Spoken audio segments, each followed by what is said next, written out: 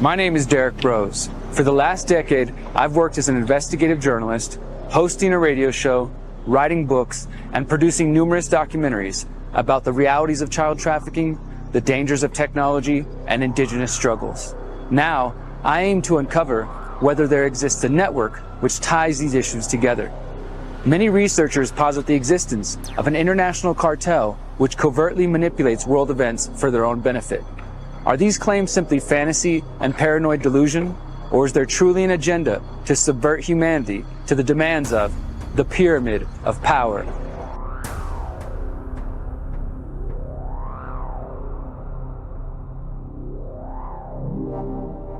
Chapter 16: Religion and Secret Societies. In the previous chapter of this series, we outlined how the problem of child abuse pervades all cultures, political affiliations, genders, and religions. Unfortunately, pedophilia is not the only problem associated with organized religion. Organized religion, sometimes known as institutional religion, is defined as a belief system and rituals which are systematically arranged and formally established.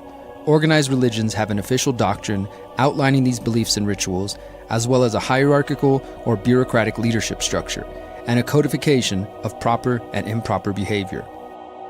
While humanity has been seeking to understand the physical world by creating stories and myths which explain natural phenomena since the beginning of our species, it took hundreds, and in some cases thousands of years, to develop the current major organized religions. The origins of these organized belief systems began to crop up around the year 2000 before the current era, with the seeds of Hinduism developing in northern India. Early Judaism begins in the Middle East around this time as well, while Buddhism sprouted in India around 500 BCE. We also see the beginning of Confucianism in China, the Yoga Sutras as outlined by Patanjali, and the Vedic text which contributed to both Hinduism and Buddhism. Additionally, around 140 BCE to 200 of the current era, the Hebrew Bible was developed and organized. The tales of Jesus of Nazareth also appear within 100 years of the current era.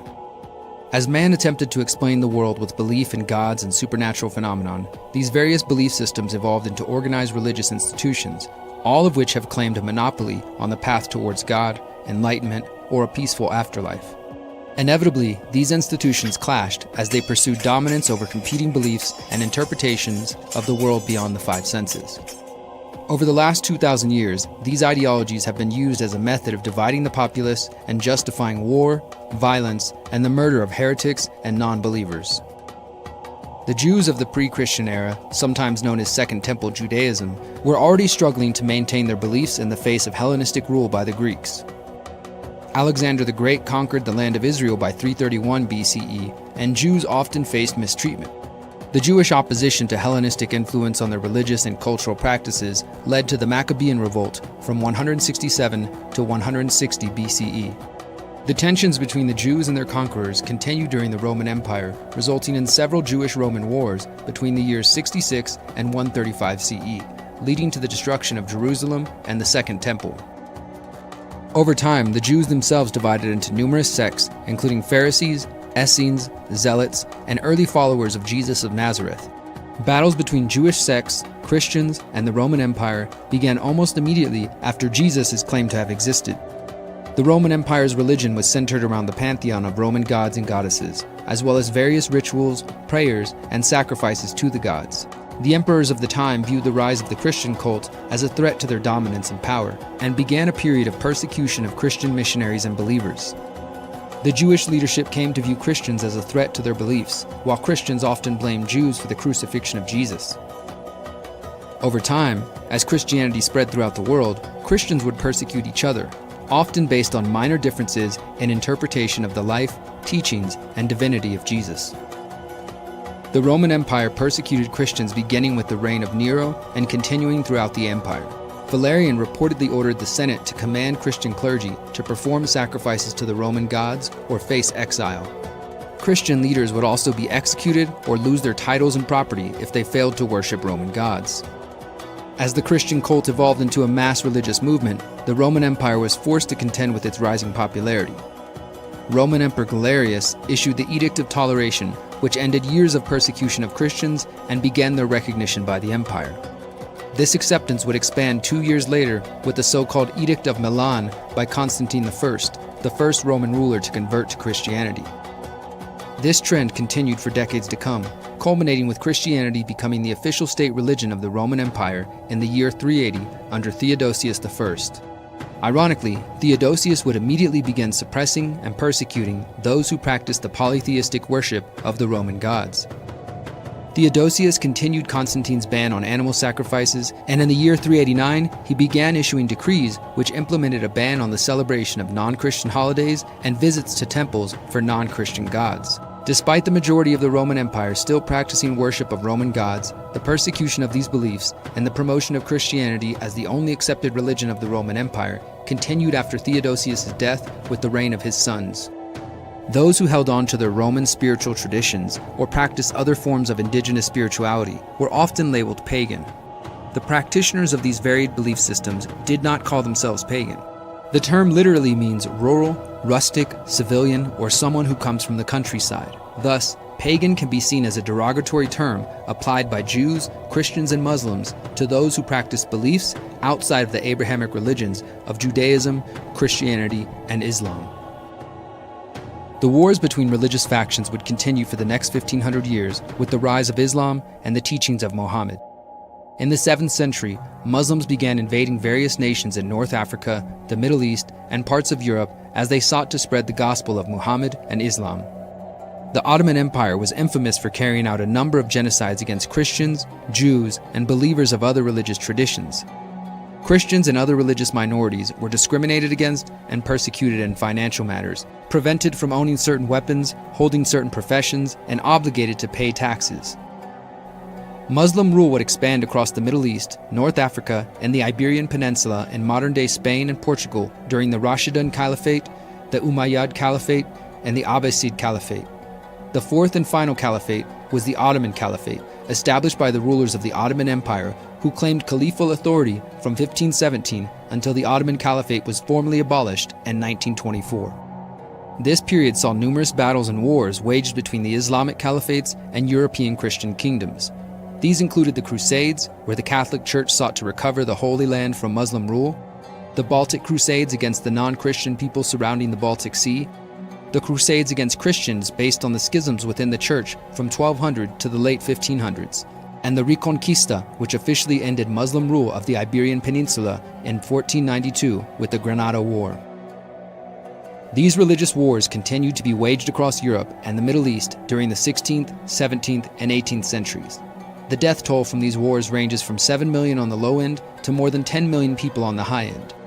The 30 Years' War from 1618 to 1648 is widely considered to be one of the most violent conflicts of this period, with an estimated 4.5 to 8 million soldiers and civilians dying from the effects of battle, famine, or disease.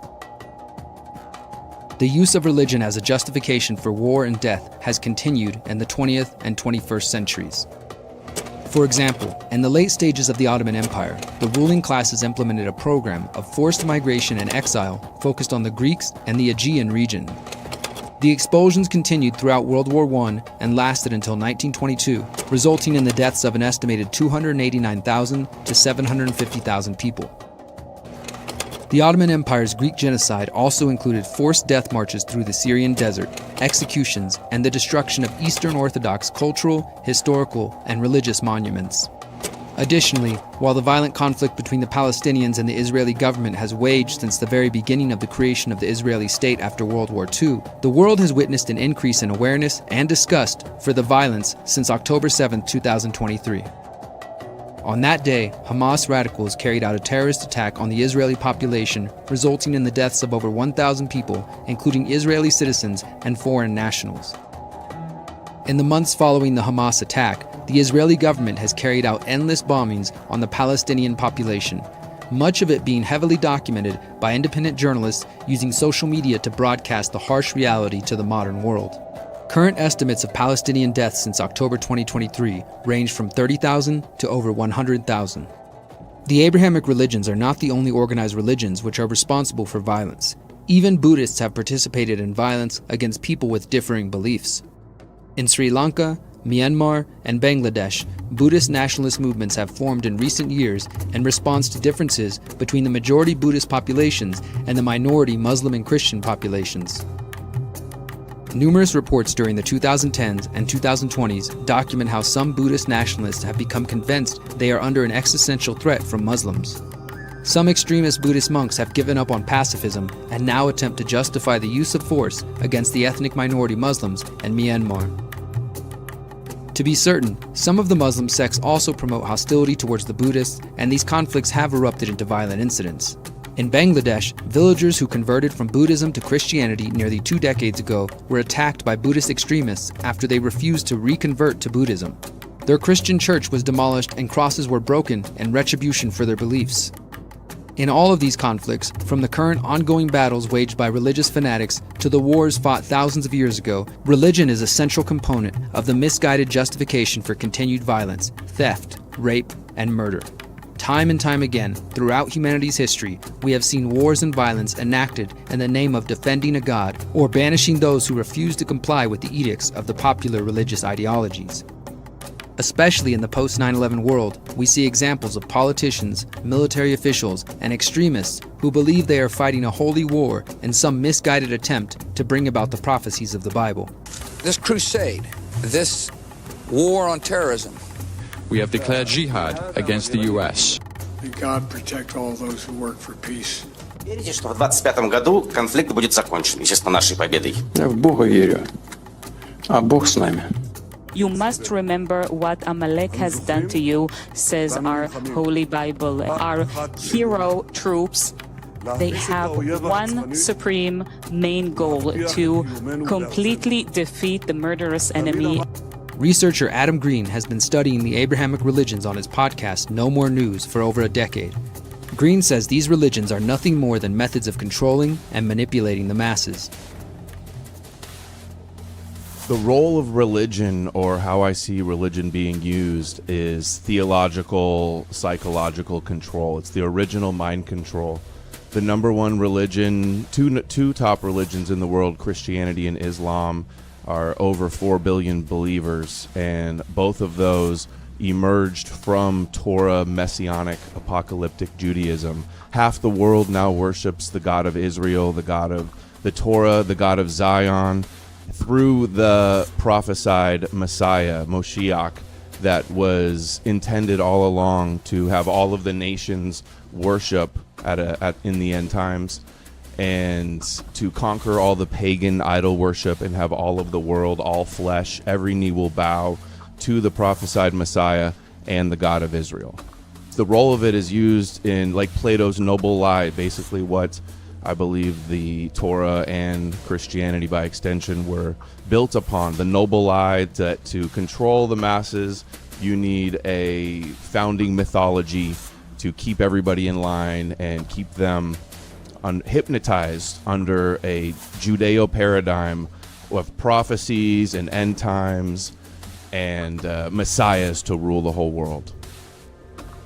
Beyond the violence and war which has raged for millennia in the name of religion, there are also scholars who believe that the Abrahamic religions simply co-opted pre-existing spiritual traditions when it was politically expedient for the ruling class.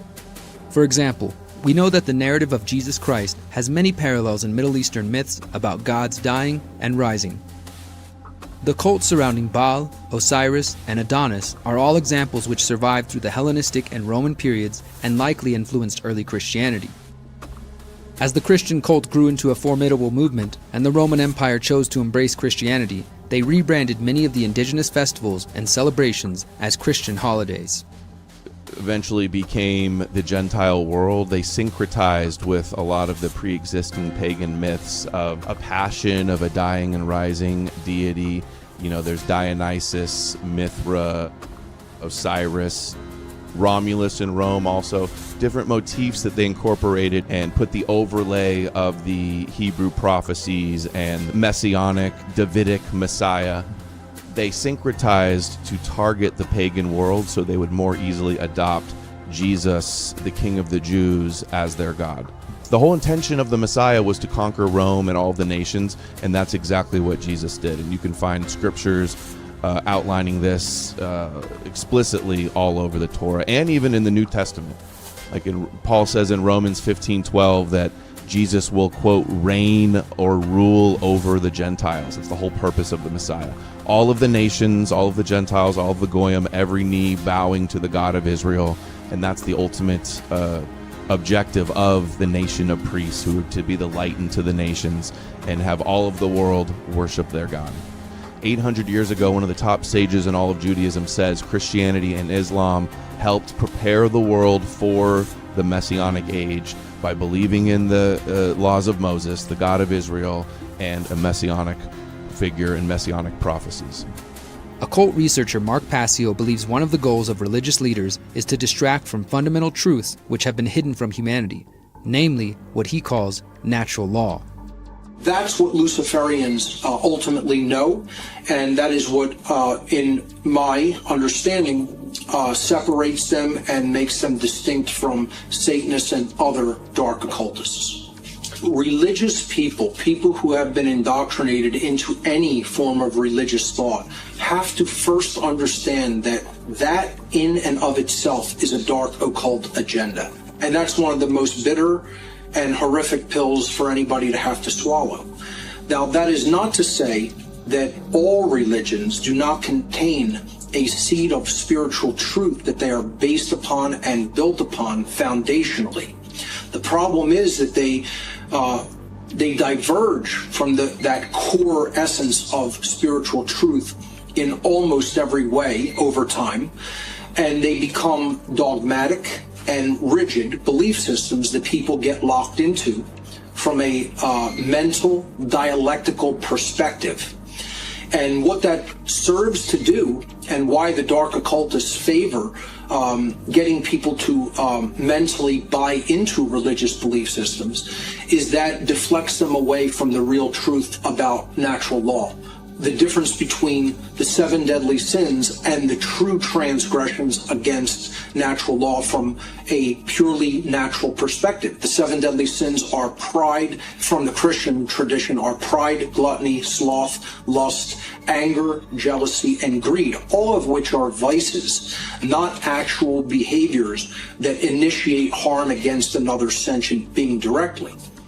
The true 7 deadly sins, which there are, from a natural law perspective, that are the true transgressions against natural law that bring true karmic consequence upon people who enact these immoral behaviors are, and listen qualitatively to the difference between the so-called 7 deadly sins from the Christian religious tradition to the real 7 deadly sins from a natural law perspective. Here's what they are: murder, assault, rape, theft, trespass, coercion, and deception. All direct violations of natural rights of sentient beings. All initiations of violence against other sentient beings. So this is what religion serves to do. It serves to take us off the course of what true morality is, which is not to do those immoral behaviors, and to put us on a so-called understanding of false moral principles that are watered down, that are based on vices instead of actual initiations of violence. You know, because if we understand real initiations of violence, we would understand that government does all of these things, that government is violence and coercion and ultimately slavery. And that is what religion is designed to do. Religion is designed to make people not understand that through a watered down and false variant of moral principles instead of the true ones under natural law. Religionists have to open up their worldview to understand that this knowledge contained within the body of information known as the occult, hidden knowledge, was specifically designed to take you off the path to the understanding of natural law, which is the only path that can liberate humanity, because they are the true laws of the creator of the universe. They are God's true laws, and religion is designed to give people false laws of morality, to get them to cling onto that so that they will never understand how to truly be free. Quite clearly, organized religion has been and will continue to be a tool for manipulation and control of the masses. One final point on the conflicts which arise from religion should also be noted. Specifically, even nations which have rejected religion as the official state dogma have in turn used violence against those who choose to believe in a god or a higher power. The French Revolution and the so-called Reign of Terror in 1792 led to violence against church officials, the nationalization of church property, and the exile of tens of thousands of priests under what was known as de-Christianization. The Mexican Revolutionary period in the early 1900s also saw a program aimed at eradicating religious practices. We can also look to the many communist revolutions as examples of state atheism being used to justify the stripping of property, abuse, and murder of adherents to various religions. These communist revolutions burned churches, mosques, and temples, which the state saw as a threat to its supremacy. Conspiracy researcher David Icke has been studying the control techniques deployed by what he calls the global cult since the 1990s. He believes using religion to divide the population is one of the strongest techniques used to control mind and spirit. And so if you are setting out to keep the public in ignorance of what you know, then religion serves your agenda perfectly because they are prisons of the mind. And a lot of people in religions don't realize this, but you know, there are certain key areas where they're all basically saying the same. And it's in those areas, ironically, of agreement that so much truth lies, but they don't see that. And the third point I would make on religion is if there's a few of you and you're trying to control the many, the absolute bottom line essential to that is you've got to divide and rule the many. Because if they come together in unity, it's over, finished. So you've got to get them fighting among each other. And religions are wonderful fault lines. Even though there's so many areas of agreement, they don't realize they're wonderful fault lines to play off against each other. So now you have Trump quoting the bloody Bible, you have Netanyahu quoting the Bible, you have others quoting the Quran, all in support of their psychopathy.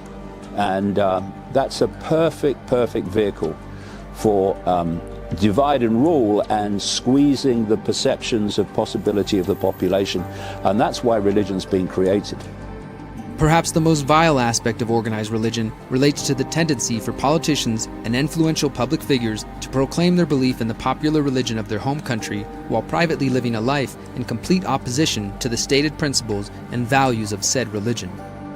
There are literally endless examples of politicians and religious leaders being engulfed in scandals which reveal adultery, lying, theft, murder, and the aforementioned pedophilia. Clearly, these actions do not align with the proclaimed tenets of the world's popular religions.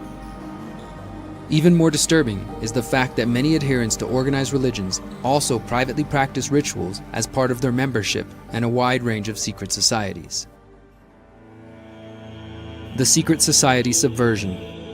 Secret societies have existed for millennia, going back to the Pythagorean secret societies in 530 BCE, the Eleusinian and Mithraic mysteries in ancient Greece and Rome, as well as the cult of Isis. These secret and sometimes not so secret societies rose and fell throughout the centuries, leading to groups like the Rosicrucians and the Freemasons, as well as secret student societies at elite universities like Skull and Bones and Scroll and Key at Yale University. These secret societies and the mystery religion they covet were not simply the realm of religious fanatics or the average person. Kings, emperors, and politicians have all been members of these various cults and secret societies, which are sometimes referred to as fraternities. There is no doubt that these organizations have wielded an uncanny influence on geopolitical outcomes. In the final episode of this series, we will dive deep into the role secret societies like the Freemasons and not-so-secret societies like the Society of Jesus have played in the unfolding of historical events over the last few hundred years. For now, it's important to recognize that these societies included all types of people from a wide range of backgrounds, political parties, and religions.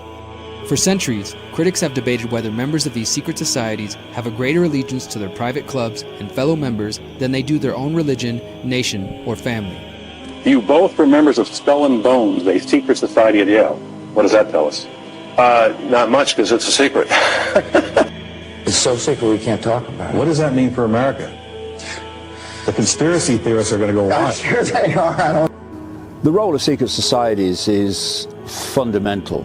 What I call the global cult, which is behind the direction of global society, is actually a fiercely compartmentalized global network of secret societies.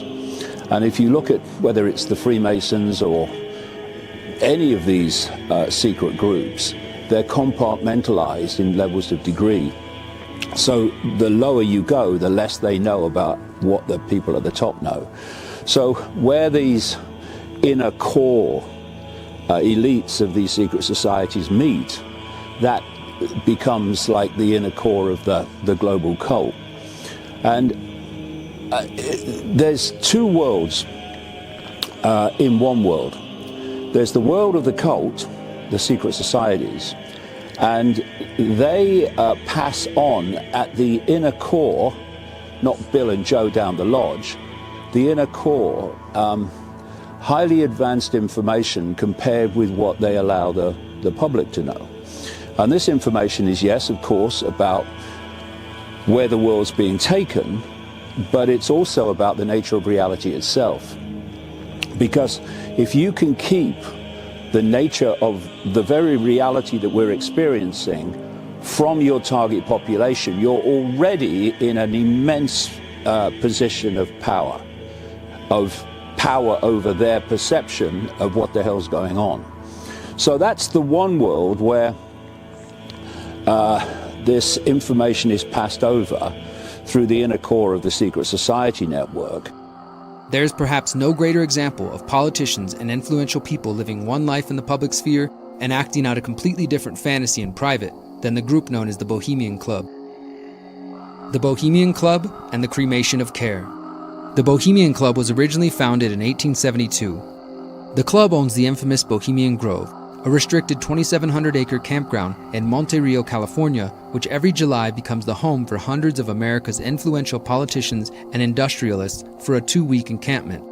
Some of the rich and powerful who have attended and/or given speeches include William Casey, the director of the CIA from 1981 to 1987, former U.S. Secretary of State, diplomat, and war criminal Henry Kissinger, Zbigniew Brzezinski, a former national security advisor and promoter of the Technotronic era, Dr. Wernher von Braun, Nazi and scientist with the NASA space program, astronaut Neil Armstrong, Attorney General Robert F. Kennedy, Vice President Nelson Rockefeller, and George H.W. Bush while serving as Vice President. General Dwight Eisenhower also attended before being elected to the presidency. Presidents who have attended included Herbert Hoover, Ronald Reagan, Richard Nixon, and Gerald Ford.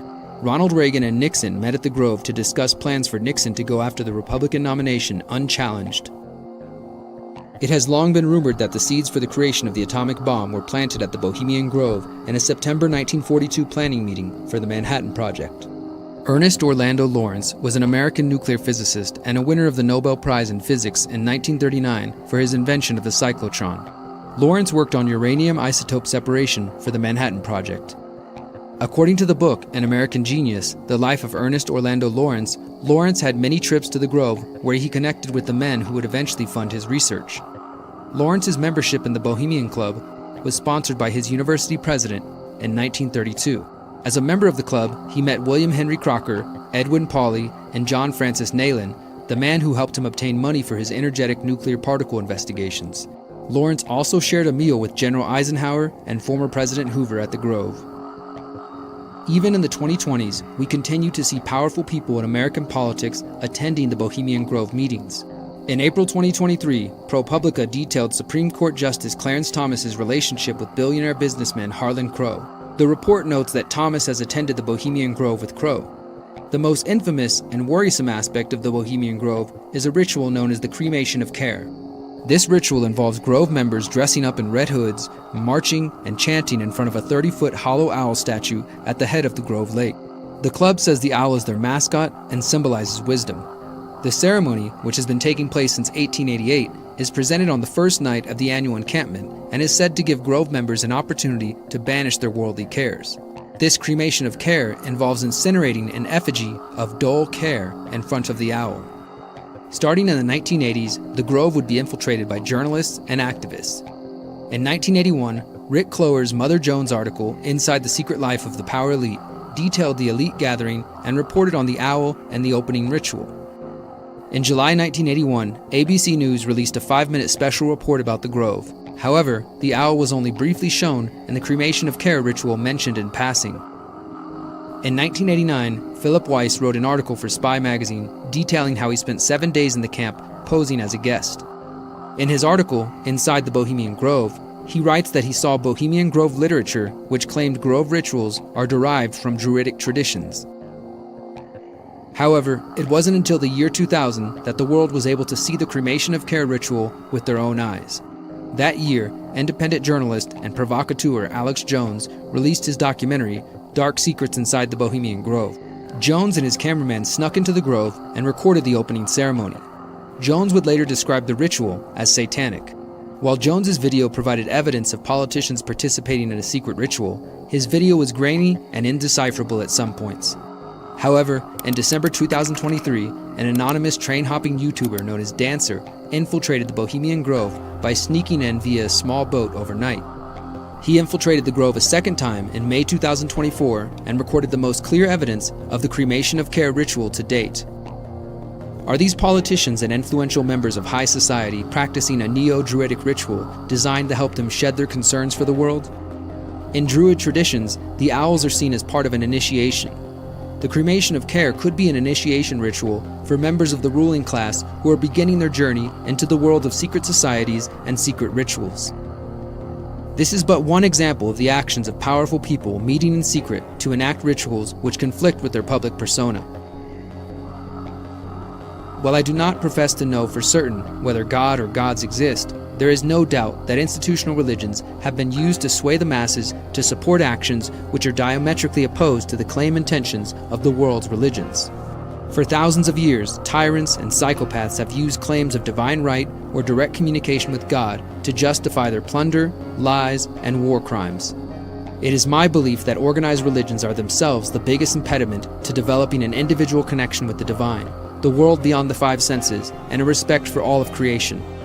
Whatever your spiritual beliefs, whether you attend a church, synagogue, mosque, or temple, do not allow pastors, priests, gurus, imams, and rabbis to stand in the way of your direct connection with the divine. If you are in control of your own mind, if you're in control of your own uniqueness and your own unique perception, what you do is you say, I'm gonna take what feels right and I'm gonna leave what I think is nonsense. I'm not going to take it to be the Word of God. I'm going to take it to be a series of philosophies, some of which are obviously nonsensical and very violent and psychopathic, and others that have validity. I mean, there's some great lines in the Bible. Do unto others as you would have them do unto you. It's a wonderful line. There's many great lines in it. But because it's the Word of God and God can't be wrong, you then have to take all the crap. And it's a wonderful example of the difference between groupthink, belief, and unique individual perception making its own choices about what it believes. And this, of course, the unique perception is the worst nightmare of the cult, because if you look at any tyranny, whatever form it takes, and they're all basically the same, they all want uniformity.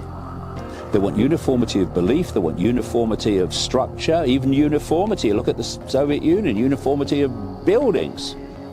To this groupthink, whether it's religion, whether it's a party political belief, whatever it is, a cultural belief, this groupthink, in which you must think the same as everyone else or you're not one of us, that is crucial to collective uniformity of belief and control instead of individual uniqueness.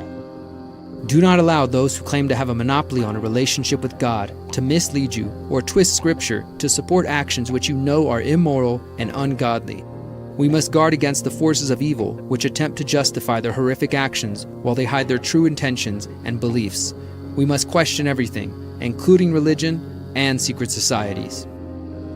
In the 16 episodes of this series, we have described the design of the Pyramid of Power and outlined the many institutions and individual players which allow this pyramid to function.